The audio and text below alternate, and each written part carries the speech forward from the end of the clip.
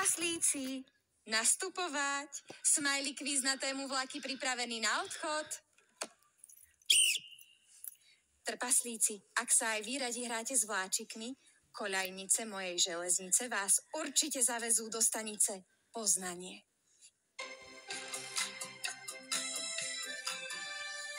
Dnešnými cestujúcimi na výprave za vlakmi budú Kuli okulár, Smajlík a Svečo Dobrík.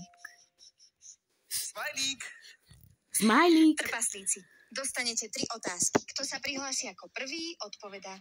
Ja by som sa radšej hral s modelovou železnicou, ako odpovedal na otázky. To nevadí. Odpovede nechaj na mňa. Dávajte pozor. Prvá otázka. Prvé vlaky boli poháňané parou. Áno alebo nie? Nie. Na pare sa predsa robia iba parené buchty. Kuli, nesprávna Kuli, odpoveď. nesprávna Prvé odpoveď. lokomotívy boli poháňané parou.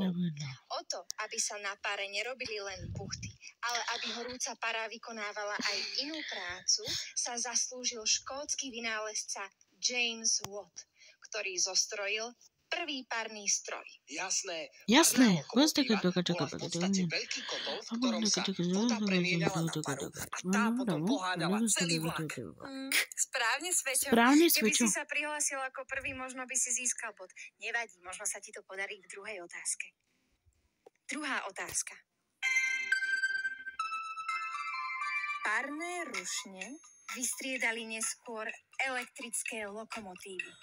Áno alebo nie? Áno. A na streche majú zberač elektrického prúdu, ktorý sa volá pantograf. Fíha, Svečo. A kvôli mu si určite objasnil slovo, ktoré ešte asi nikdy nepočul. Pantograf. A čo to bude pantograf? Alebo to bude ponožka. Sveťo na hlave. Kuli, nemôžeš sa hnevať, keď tvoj super získa bod. Možno ho dostaneš ty v poslednej, tretej otázke. Uvidíme, podľa toho, čo sa nás opýtaš.